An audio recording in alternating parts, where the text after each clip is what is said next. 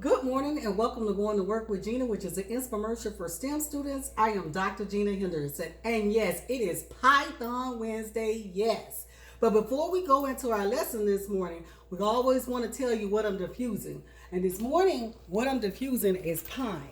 Pine is just like what you would find in like pine saw, so it deodorizes a room. So sometimes when I'm mopping the floor, I add a little pine and a little lemon together and with the water and the vinegar in order to get the smell that I actually want. Pine is also good for your sinusitis, as well as you could actually put it in water as a tonic. But what I really use it for is like during Christmas season. I want my room to smell like pine. I will sprinkle some on some pine cones up under the Christmas tree. So pine is very, very, very good. And so it's basically is a stimulant also for your adrenal glands. So this morning I am diffusing pine. All right, so we're going to go right into Python Wednesday, yes. Now, last week we talked about the Bytearrays, okay? And so this week, remember I told you we were going to go into an extension of the Bytearrays. Well, we're going to try to learn things about the Bytearray when it comes to position and numbers, okay? So last week, we actually went into what was an empty array, okay? And for an empty array, okay, it would display like a byte literal with a empty string. And then for the null array, I told it I wanted a byte array that had 11 locations. And so here you can see where it actually has, and it was a null array, so it actually has zeros in 11 locations, right? So this week, I've actually ran it, and I have basically put a unicoder on the 11 and use the 11 spaces as a string.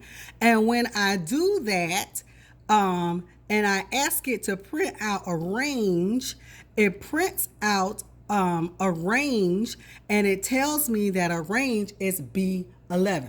Okay, so here I actually went in. Last week I did it like this, but this week I decided I would make sure that I'll go in and tell it to print the string so you'll know exactly what the string is. So that's what this set of data is. So as you can see, the empty array was a byte literal array with an empty string.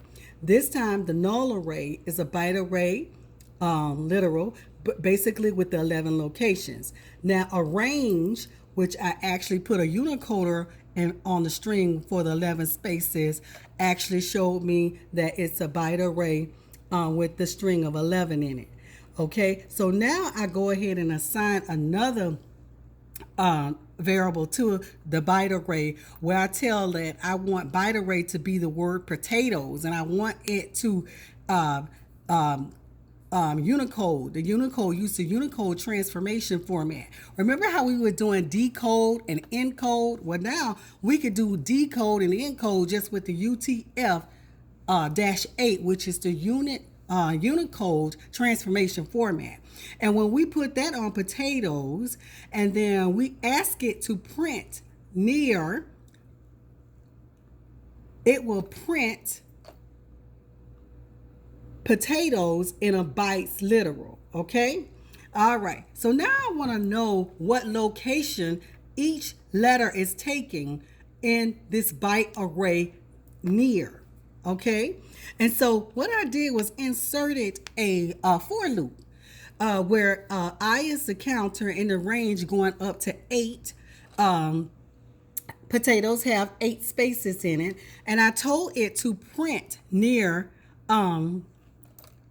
the location of each letter. And so it does that. It tells me that P is in the 112th place, and O is in the 111th place, and T is in the 116th, and so on and so forth. So what does those numbers actually mean to us? Well, don't you remember? That location is going to mean something to us.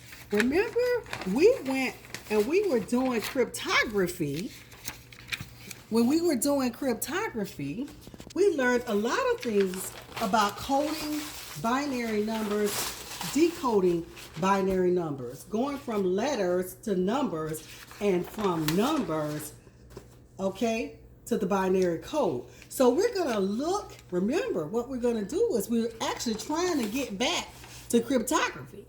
So this is going to have something to do with the location there. So we'll go into more of that next week.